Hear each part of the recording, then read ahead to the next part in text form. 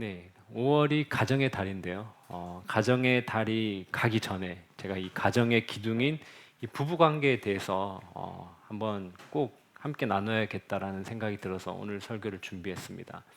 예전에는 그냥 제가 일상적인 대화였던 것 같아요. 그런 대화의 내용이었는데 요즘에는 그 말도 꺼내지도 못하는 대화의 주제가 두 가지 있습니다. 이 친척들이 모이는 명절에도 특히나 이 금기어처럼 돼버린 그 주제가 있는데 두 가지 있습니다. 혹시 무엇인지 아시나요? 친척들이 다 모였을 때, 네, 네 여기저기서 참았던 그 주제들이 나오고 있어요. 또 결혼이죠. 결혼과 또 뭐가 있죠? 출산이죠. 이 두 개는 네 요즘에 꺼내면 뭔가 큰일 날 것처럼 해서 그러니까 쉽게 꺼내지를 못하겠더라고요.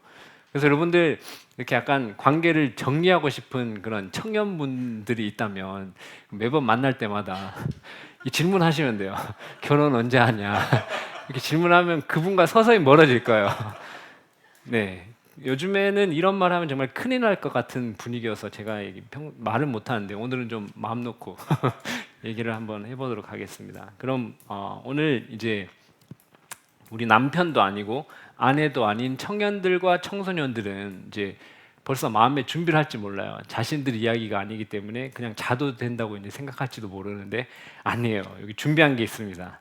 이제 여러분들은 나중에 나는 가정을 이루면 이런 사람이 되어야겠구나. 나는 이런 아내가 되어야겠구나라는 것을 미리 알고 있으셔야 되고요. 그래야 좋은 배우자를 찾을 수 있습니다. 그리고 그뿐만 아니라 지금 현재 나의 엄마 아빠가 오늘의 이 말씀처럼 살아갈 수 있도록 우리 엄마 아빠를 위해서 기도해 주셔야 합니다. 이게 오늘 우리 청년들과 청소년들이 이 말씀을 들으면서 마음에 새겨야 될 것입니다. 세상에서는 사람들도 다 알고 있어요. 이 인간관계가 너무나도 중요하다는 것을. 그 인간관계 때문에 울기도 하고 웃기도 하는 게 사실 우리 사람들입니다. 그래서 예수님을 믿지 않는 사람들도 이 인간관계를 잘 맺기 위해서 무지하게 노력하고 강의도 듣고 애를 씁니다. 그런데 오늘 우리는 부부 관계를 포함한 모든 인간 관계를 말하기 전에 먼저 우리가 마음에 새기고 알아야 될 것이 있는데 그게 오늘 본문 18절 말씀입니다. 원래 보통 그 부부 관계에 대해서 얘기할 때 그 18절까지부터 잘 읽지 않아요. 거기 밑에 구절부터 읽지. 근데 오늘 18절 말씀 저희가 한번 같이 읽어 보겠습니다. 5장 18절 에베소서 술 취하지 말라 이는 방탕한 것이니 오직 성령으로 충만함을 받으라. 아멘. 우리가 이 모든 그 부부 관계를 포함해서 자녀 관계, 모든 인간 관계의 시작은 말씀과 성령의 충만으로부터 시작된다는 것입니다. 올바른 인간 관계의 시작은 말씀과 성령이 충만하지 않은 인간 관계는 대부분 자기 중심적이거나 가식적이거나 피상적이거나 더 안 좋게는 파괴적입니다. 간혹 예수님을 믿지 않아도 이 세상에 살 동안 아무런 문제 없이 서로 사랑하면서 행복하게 살아갈 수 있지만 그렇지만 그것을 영원한 하나님의 나라의 관점에서 볼 때엔 이 보기에만 좋은 그 불행의 길입니다.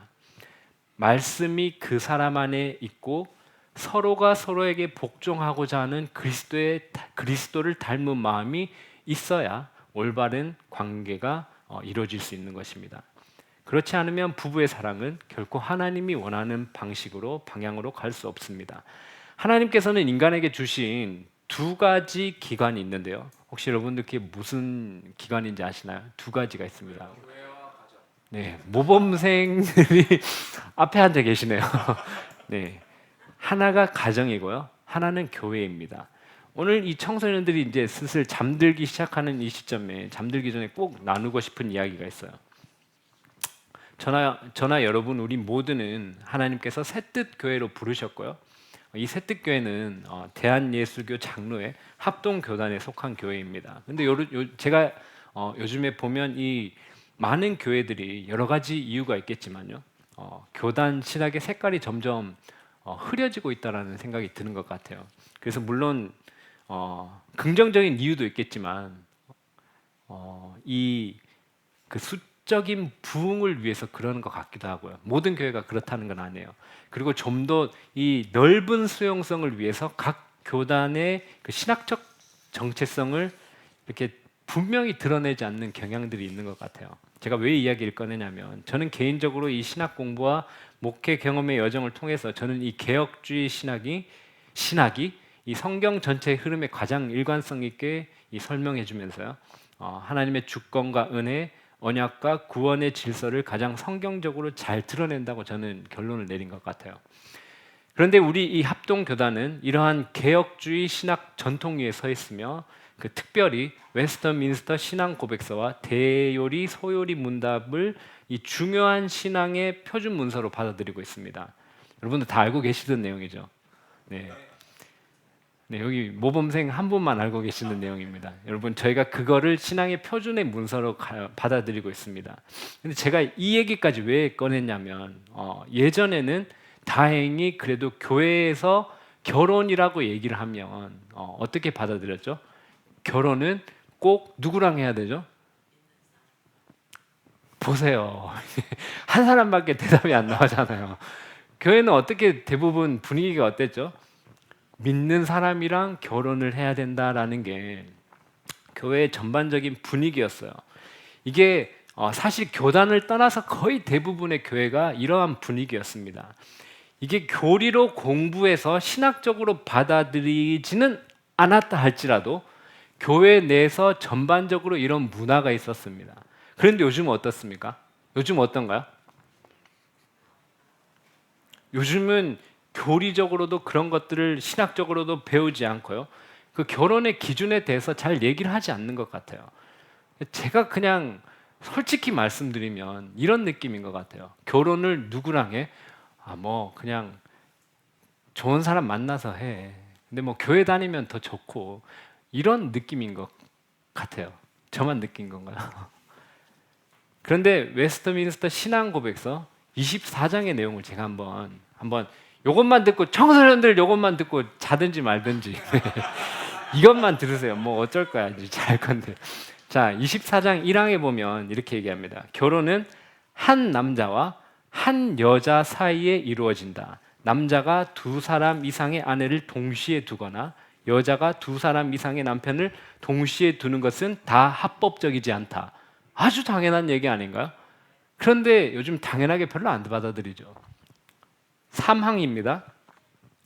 판단력을 가지고 동의를 표할 수 있는 모든 사람이 결혼하는 것은 합법적이다. 그러나 기독자는 의무적으로 오직 주님 안에서만 결혼하여야 한다. 그러므로 참된 개혁 신앙을 고백하는 자들은 불신자, 로마교 신자, 여타 우상 숭배자와 혼인할 수 없다. 이렇게 나와 있습니다. 네, 정말 아멘입니다. 요즘에 이렇게 얘기하면 공격 많이 받을지 모르겠는데요. 어쨌든 저희 교단은 이 신앙의 이 신학적 가치를 따라가고 있는 교단입니다. 그래서 하나님 나라의 백성으로 같은 사명을 가진 자를 만나는 것이 가장 중요하면서도 기본적인 조건이었는데 요즘 어떤가요? 이 가장 중요하면서도 이 기본적인 조건을 차츰차츰 잃어버린 것 같아요. 전 몇 가지 이유가 있는 것 같아요. 한 3가지 정도 이유가 있는 것 같은데 점점 이 하나님의 말씀을 삶의 기준으로 하지 않는 분위기가 있고요. 또 두 번째는 자신들이 원하는 사람과 자신들이 사랑하는 사람과 결혼해야 한다는 그 자녀 세대. 그리고 세 번째는요. 이건 부모님 세대예요. 부모님 세대 분들이 꼭 모르겠어요. 왜 그런 압박감을 마음에 가지고 계신지 모르겠지만 본인이 이 세상에 있을 때 꼭 자녀들을 다 어떻게 해요? 결혼시켜야 된다는 그런 압박감이 있는 것 같은 느낌이에요. 그런 이러한 여러 가지 요소들이 만나서 꼭 결혼은 믿는 자와 해야 한다라는 이 정신이 흐려진 것 같습니다. 자, 이제 마지막 청소년들과 청년들을 위한 마지막 센텐스가 나갑니다. 이거 듣고 알아서 하세요. 결혼은요, 남자와 여자가 예수 그리스도 안에서 만나서 함께 하나님 나라를 꿈꾸며 성령님의 인도하심을 따라 걸어가는 여정입니다. 네, 꼭 기억하시기 바랍니다. 오늘 오늘 말씀 중에 이 가정의 중심인 이 부부가 롤 모델로 해야 하는 기관이 있는데 그 기관이 무엇이라고 말합니까? 오늘 말씀에서는 교회입니다. 교회. 남편에게도 그러하고 아내에게도 그러하고 이 부부 관계를 교회와 그리스도의 관계에서 풀어냅니다. 제가 20년 동안 저 혼자 나름 연구를 한 것 같아요. 어떤 연구를 했냐면 제가 가정, 교육, 이 교회 이 세 가지 키워드를 가지고 제가 이걸 어떻게 함께 나갈 것인가를 많이 고민을 해왔습니다. 제가 왜 이 세 가지 키워드를 정했냐고 하면 제가 아무리 생각을 해봐도 이 한 영혼이 믿음 안에서 올바르게 자라나게 하려면 이 세 가지가 꼭 함께 가야겠다라는 결론이 있어서 제가 이 세 가지를 키워드로 정했습니다. 저희 새뜻교회가 건강한 교회를 꿈꾸며 함께 세워져 가는 것이 그럼 오늘 이 어떻게 가정에 영향을 미치는지 특히 우리 부부 관계에 영향을 미치는지 좀 살펴보려고 합니다. 여러분이 이 오늘 말씀처럼 교회가 그리스도에게 하듯 아내들도 범사에 자기 남편에게 복종할지니라 라는 이 말을 들었을 때 이 아내 되시는 여러분들 이게 딱 떠오르시나요? 어떤 느낌인지? 이렇게 우리 새뜻교회가 예수님께 하듯이 내가 남편에게 복종해야겠구나라는 그림이 단번에 떠오르시나요? 만약에 이게 단번에 떠오르면 우리 새뜻교회 되게 좋은 교회예요. 되게 좋은 교회입니다. 왜냐하면 우리 이 새뜻교회가 머리 대신 예수님을 따르는 것을 실천적인 이 모습으로 잘 보여준 모범교회라는 것이 드러나는 것이기 때문입니다. 그럼 반대로요. 남편들아 아내 사랑하기를 그리스도께서 교회를 사랑하시고 그 교회를 위하여 자신을 주심같이 하라라는 이 말씀이 딱 내 안에 들어왔을 때 그렇지. 내가 이 그리스도께서 교회를 사랑한 것 같이 내가 예수님께서 우리 새뜻교회를 사랑한 것처럼 내가 아내를 사랑해야 되는구나라고 딱 떠오른다면 정말 좋은 교회죠. 그 교회는 예수님의 사랑이 넘치고 있고요. 그 사랑을 맛보고 있다는 것의 증거이기 때문입니다. 제가 오늘 말씀드리고자 하는 이 건강한 교회의 가장 이 중요한 요소 중에 하나는 교회는 머리 대신 그리스도에게 한 몸이 되어 복종해야 한다는 것이고요. 또 그 교회 안에는 그리스도의 사랑이 넘치는 것이 느껴지고 경험되어져야 한다는 것입니다. 이게 교회의 중요한 요소입니다. 아주 중요해요. 왜냐하면요.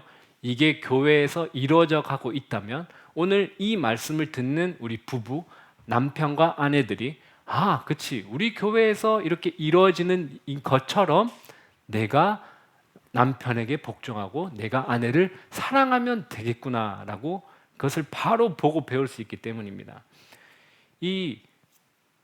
저는 목회자로서 건강한 부부 관계를 만들기 위해서 많은 노력을 합니다. 네, 저희 안에 없죠. 네, 제가 많은 노력을 합니다. 네. 왜냐하면 제가 교회에 와서 저희 와이프랑 계속 싸우고요. 그리고 와이프는 저를 계속 무시하는 행위와 발언을 한다면 여러분들 어떤 생각이 드실까요? 내내 부부나 잘하고 네, 잘 감추고 있습니다. 지금까지는 네, 그럴 것이잖아요. 그러니까 저는 목회자는 이 부부 관계의 롤 모델이 되는 이 교회의 모습을 성경적으로 잘 그려내서 그것을 제시해야 한다고 생각을 합니다. 그것을 청사진 혹은 설계도라고 한번 해볼게요. 그러면 목회자 자신이 그 머릿속에 그 교회의 청사진을 롤 모델로 삼아 어쨌든 제 머리에는 있을 거니까요. 이 교회가 잘 헷갈릴 수 있어요. 이 교회가 실제 존재하지 않을 수는 있지만 그래도 그 청사진은 제 머리에 있어야 되는 거잖아요. 그래야 제가 이 교회의 모습을 우리 함께 믿음 생활하는 공동체에 제시하고 우리 이렇게 함께 걸어갑시다라고 말할 수 있는 거잖아요. 어쨌든 그게 제 머리에는 있어야 합니다. 그래서 이 청사진을 가지고 만약에 실제 그 교회가 존재하지 않는다 하더라도 저는 그 청사진을 가지고라도 그 부부 생활에서 그 관계를 구현해낼 수 있어야 합니다. 저는 그게 목회자라고 생각을 해요. 그런데 이 청사진 가지고만으로 이 부족하잖아요. 그래서 저희가 그런 교회를 함께 만들어 나감으로 인해서 이 함께 나가는 그 교회를 통해서 부부가 남편은 남편의 의무대로, 아내는 아내의 의무대로 이것을 보고 함께 실천할 수 있어야 되는 것입니다. 그래서 오늘 저는 이 말씀을 나누면서 같이 갈 수밖에 없다고 생각해요. 왜냐하면 교회는 그 청사진을 이루어나가는데 함께 이루어나가는 존재들이고요. 그리고 가정은, 부부는요, 그 교회를 보고 거기서 부부 관계를 배우는 것이기 때문에 우리가 모두 한 배를 탄 사람들입니다. 한 배를 탔습니다. 저희 한 배를 타고 함께 힘써 노져 나가는 저희 새뚝교회가 되기를 축복합니다. 오늘 말씀을 이제 시작하려고 합니다. 그 나라와 문화마다 시대마다 이 남편과 아내의 의무와 권리를 정의하는 게 조금씩 다르죠. 조금씩 다른데 오늘 지금 이 현 시대 한국에서 오늘 이 말씀을 들으면 사실 아내 쪽, 남편 쪽 어느 쪽이 더 거부감이 들까요? 확실하죠, 그렇죠? 확실히 아내 쪽에서 거부감이 많이 듭니다. 누구도 부정할 수 없어요. 그런데요, 오늘 이 말씀이 쓰여졌었던 그 시대의 에베소 그 문화 당시에는요, 누구의 거부감이 더 컸을까요? 어떻게 이렇게 잘 찍으시죠? 남편 쪽이에요. 왜냐하면 그 당시에는 가부장적인 이 문화가 상당히 심한 문화였는데 아내가 남편에게 복종하는 건 그냥 아주 당연한 의무였어요. 그런데 이 아주 당연한 거에 남편에게 요구를 한 것이고요. 거기에다가 남편에게 오늘 말씀처럼 이 해야 할 의무만 더해졌기 때문에 이 남편에게 상당히 거부감이 드는 말씀이었습니다. 왜냐하면 뭐 아내는 원래 순종해야 되는 거고 나는 아내를 안 사랑해도 되거든요. 그런데 아내를 사랑하라는 의무만 더해줬기 때문에 이건 남편에게 사실 거부감이 있는 말씀이었어요. 요즘에 이 한국 사회에서 저는 뭐 미디어랑 문화를 잘 안 보긴 하는데 느낌상 보면 이 남편과 아내 사이를 이 사랑과 협력의 관계에 두기보다 이 대결 구도에 두는 것 같은 느낌이 들 때가 더 많은 것 같아요. 물론 그렇지 않은 것들도 있지만 그래서 제가 가끔 카페에 가서 오전에 앉아 있어 보면 카페에 오전에 누가 오는지 아시죠? 네? 이제 등교 다 시켜놓고 이제 이 아내분들이 오세요. 제가 이제 안 듣고 싶어요. 저는 안 듣고 싶은데 자꾸 들리는 내용들이 주로 뭔지 아시죠? 네, 두 가지 주제가 있습니다. 뭘까요? 네, 남편 그리고 자녀 이렇게 되는데요. 주로 남편은 긍정적일까요? 부정적일까요? 네, 어디 계셨어요? 그 옆자리에 부정적인 남편 이야기 또 자녀 걱정 요 두 가지가 큰 주제의 흐름인데요.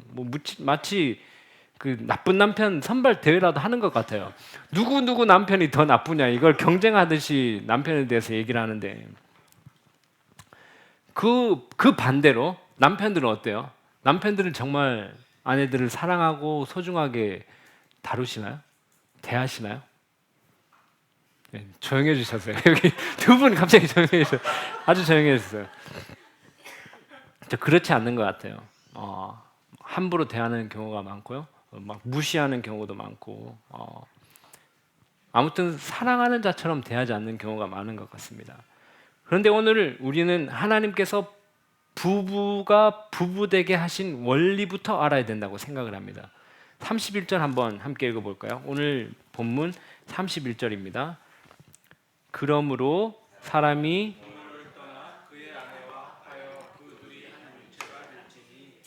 아멘. 이 한 육체가 된다라는 얘기를 들으면 그냥 뭐 말이 그런 거지 이렇게 생각을 하시잖아요, 그렇죠? 말이 그렇지 뭐 어떻게 그렇게 하나님 한 몸이 되냐. 그런데 저는 말이 그런 게 아니라 정말 하나님께서 실제로 그렇게 했다고 생각을 합니다. 자, 태초에 한번 볼게요. 태초에 하나님께서 아담과 하와를 창조하실 때로 한번 돌아가 보면 하나님께서 흙으로 아담을 먼저 만드시고 어떻게 했죠? 생명을 불어넣어서 사람이 되고요. 이 아담에게 일을 맡기는데 어떤 일을 맡기셨죠? 이 동물들의 이름을 짓게 하셨는데 이제 동물들이 아담 앞으로 다 오잖아요. 올 때 보니까 다 어떻게 오죠? 얘들은 다 짝이 있어요. 암수 짝이 있어서 아담 앞으로 나오는데 이 아담이 이름을 다 지어줬잖아요.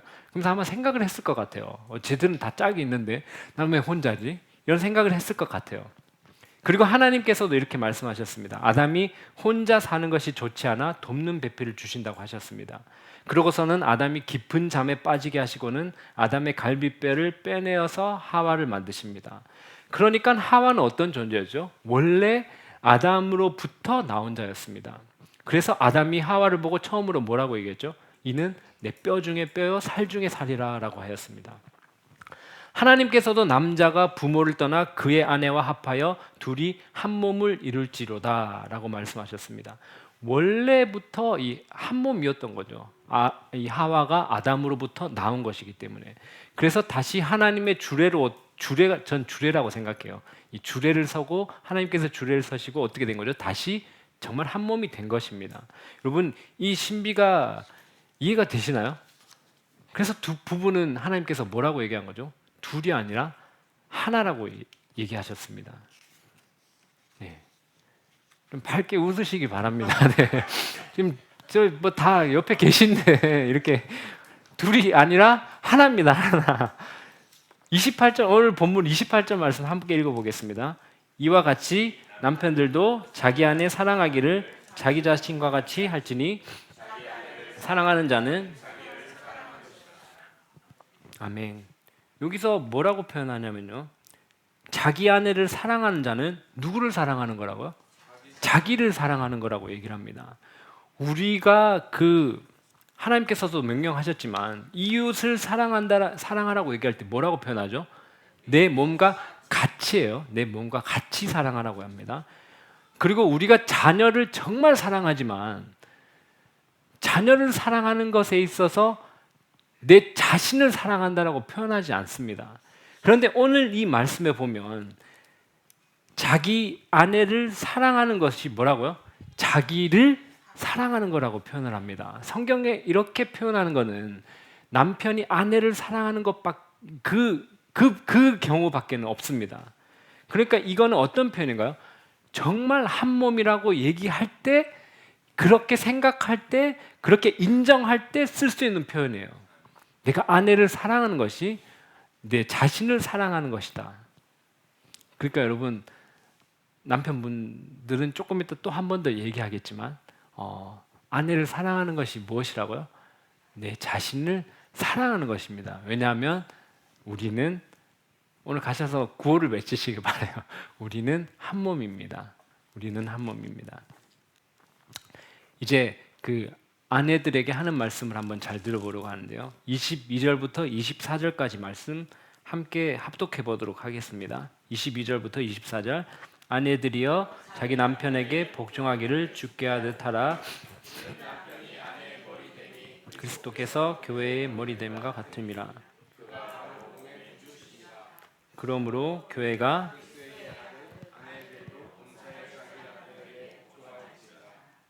아멘. 이때 원래는 그 아내 되시는 분들이 아멘 이렇게 하셔야 되는데 네. 남편들이 더 크게 아멘을 할 것 같아요. 이 아내에게 주시는 말씀인데 여러분 왜 아멘이라는 말이 우리 입속에서 기쁘게 나오지 못할까요? 여러분 이 단어 때문 아닌가요? 복종 때문이죠. 여러분 복종이라는 단어 때문에 아멘이라는 말보다는 이 거부감부터 나올 텐데요. 왜 그런지 혹시 아시나요? 왜 복종이란 말을 들었을 때 여러분들 마음에 거부감이 들까요? 여러분들 왜 그런 거부감이 드냐면 이 복종의 이 모델을 놓쳤기 때문에 그렇습니다. 복종의 모델을 놓쳤습니다. 여기서 말하는 복종의 모델은 무엇입니까? 교회가 그리스도에게 하듯이 복종하는 것입니다. 이게 복종의 모델이에요. 이 명령의 이유가 왜냐고 하니 23절에 이렇게 설명합니다. 남편이 아내의 머리됨이 그리스도께서 교회의 머리됨과 같음이니. 창조의 원리가 이렇습니다. 요즘 이런 말하면 인기가 확 떨어질 것 같지만 하나님의 창조의 원리는 그리스도께서 교회의 머리됨 같이 남편이 아내의 머리입니다.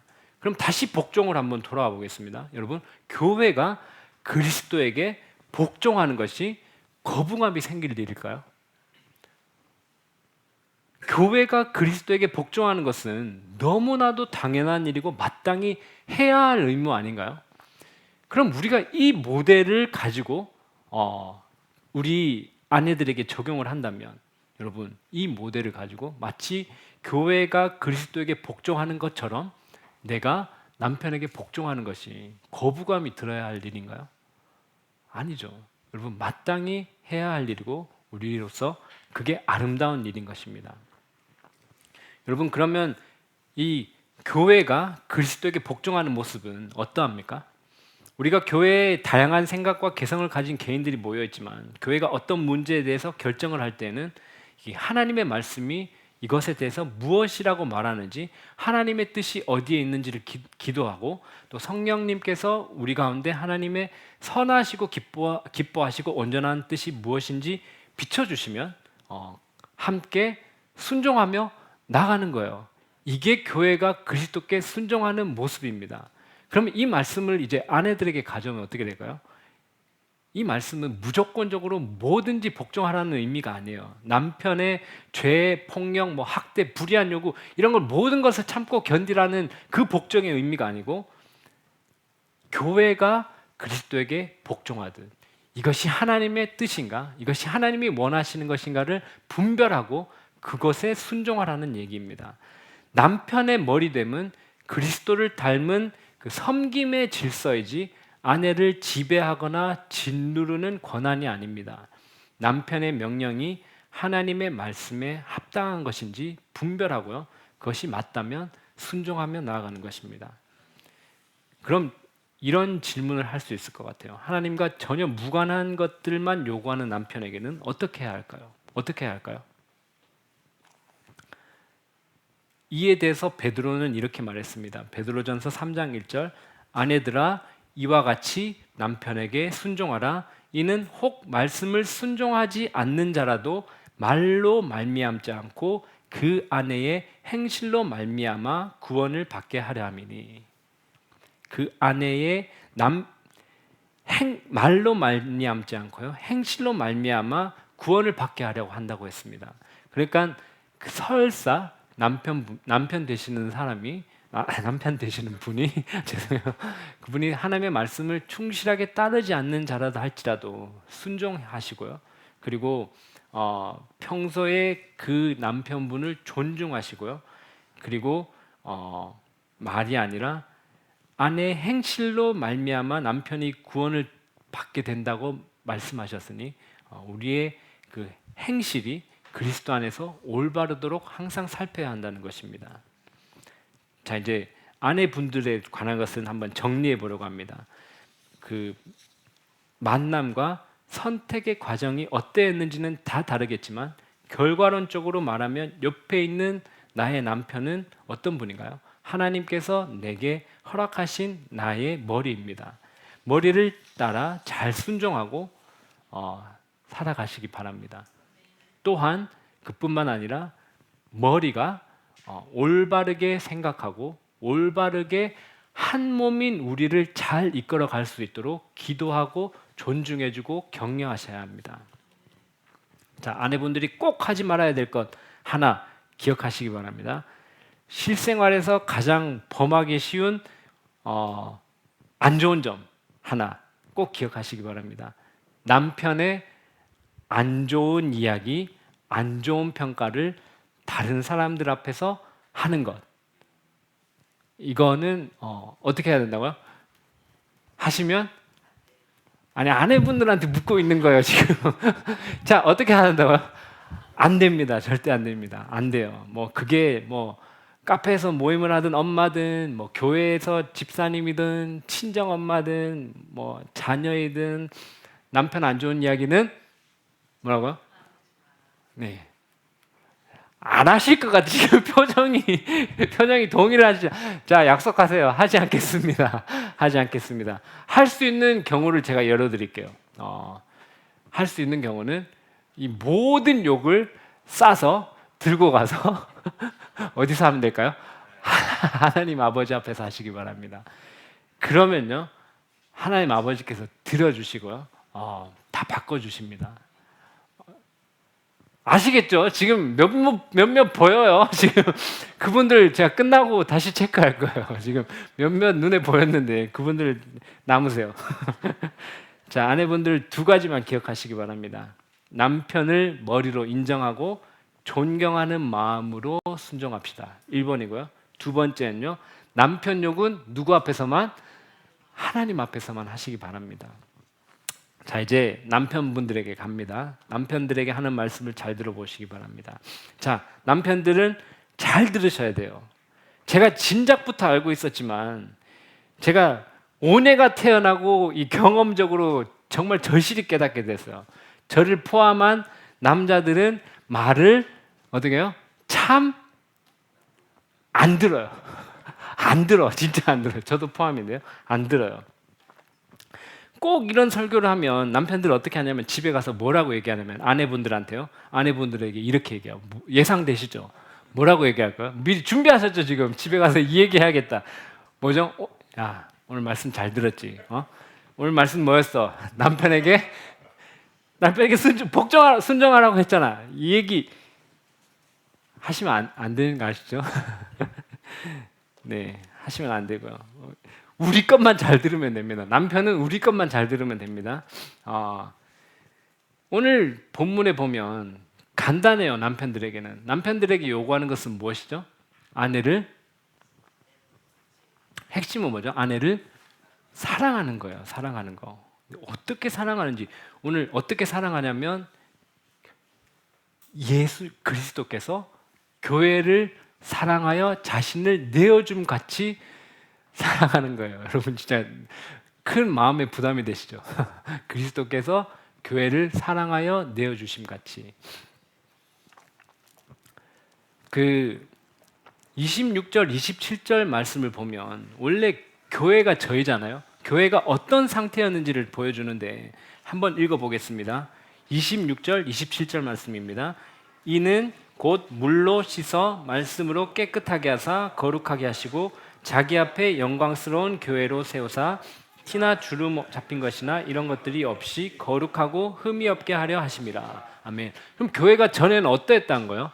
이러지 않았다라는 거예요. 이러지 않았는데 예수님께서 교회를 사랑하셔서 자기를 주심으로 교회를 깨끗하게 하시고 거룩하게 하시고 영광스럽게 하시고 티나 주름이 없게 하신 거예요. 교회가 누구죠? 저희잖아요. 예수님께서 저희를 사랑하셔서 그렇게 하셨다는 거예요. 그러니까 남편들은 어떻게 해요? 남편들도 자신을 아내에게 내어주어 아내를 거룩하게 하고 깨끗하게 하고 티 없이 주름 없이 하는 거예요. 그렇게 사랑해 주는 거예요. 제가 그 눈치 못 채셨겠지만 제가 주중에 어떤 사고를 쳐서 여기저기 페인트 칠을 했어요. 깨끗해졌는데 모르실 거예요. 그런데 이런 원리인 것 같아요. 원래는 티도 있었고 여기 얼룩덜룩한 얼룩들이 많았어요. 그런데 어떻게 한 거죠? 제가 자랑을 하는 거 아니에요. 제가 수고를 들여서 저는 그걸 하면 좀 더러워져요. 땀도 나고요. 페인트도 나고요. 그런데 그걸 하고 나면 어떻게 되죠? 깨끗해져요. 이런 거예요. 마치 우리 아내를 자꾸 깎아내리려고 하지 말고 낮추려고 하지 말고 어떻게 해야 된다고요?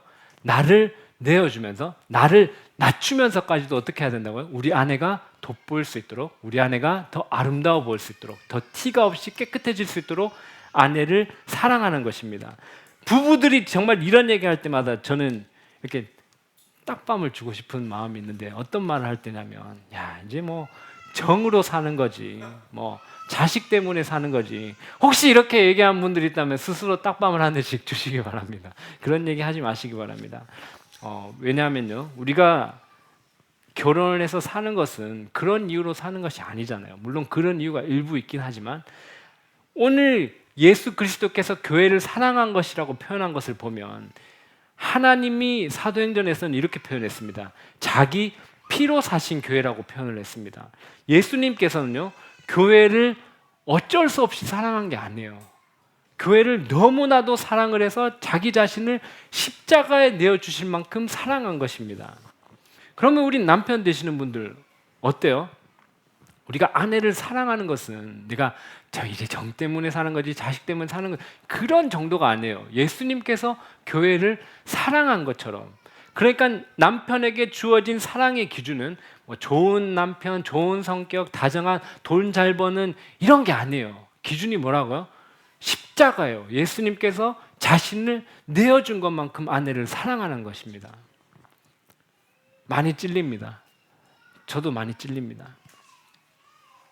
그렇지만 하나님께서는 이 남편들에게 아내를 가장 높은 차원의 사랑으로 사랑하라고 명령하셨습니다. 베드로는 이렇게 얘기했습니다. 남편들아, 이와 같이 지식을 따라 너희 아내와 동거하고 그를 더 연약한 그릇이요 또 생명의 은혜를 함께 이어받을 자로 알아 귀히 여기라, 이렇게 얘기했습니다. 남편분들은 오늘 이 말씀의 핵심을 두 가지 기억했으면 좋겠습니다. 아내를 정말 사랑하기, 그리고 아내를 소중하게 귀중하게 여기기. 이것을 실천하는데 그 디테일은 집집마다 좀 다를지 몰라요. 그렇지만 저도 이 말씀 준비하면서 많이 찔렸어요. 많이 찔리고 하나님께서 회개도 시키고 내가 조금 더 아내를 사랑해야겠구나라는 마음이 많이 들었던 것 같아요. 그래서 제가 저를 포함해서 이 남편분들이 함께 실천할 수 있는 것들을 한번 만들어 봤습니다. 이거 꼭 실천하셔야 같이 하실 거죠? 네. 봐요. 이 남자들은 말을 기본적으로 잘 안 듣는다니까요. 같이 실천하실 거죠? 한 3가지 정도 준비해 봤습니다. 3가지 정도 준비해 봤는데 첫 번째는요. 저도 잘 안 돼요. 그러니까 저희 같이 해야 돼요. 첫 번째, 그 아내분들은 이거 잘 안 하시면 저한테 신고해 주시기 바래요. 첫 번째는요, 아내의 말에 귀를 기울여서 잘 들어준다. 네, 1번 첫 번째고요. 두 번째, 아내를 무시하지 않고 퉁명스럽게 대하지 않고 스윗하게 대해준다. 두 번째고요. 세 번째는요, 이 아내를 세상에서 가장 소중한 사람으로 여기면서 하루에 한 번 사랑해라고 이렇게 고백해 주는 것. 네. 벌써 안 할 것 같은 느낌이 많이 들긴 하는데, 네, 제가 그래도 함께 해 가시기 바래요. 이게 저는 뭐 저희 가정에서 뭐 돈을 많이 벌고 뭐 성공을 하고 뭐 어떤 것들보다 이게 더 소중한 거라고 저는 생각을 합니다. 그래서 꼭 함께 실천해 주셨으면 좋겠습니다. 제가 가끔 그 아내분들에게 체크를 좀 하도록 하겠습니다. 하고 계신지. 네. 요거는 남편들은 지나고 나면 잊어버리기 때문에 요건 카톡으로 제가 톡방에 올리도록 하겠습니다. 네. 그래서 함께 우리 아름다운 가정을 세워나가는 그런 새뜻교회가 되기를 축복합니다. 저와 함께 찬양 함께 드리도록 하겠습니다.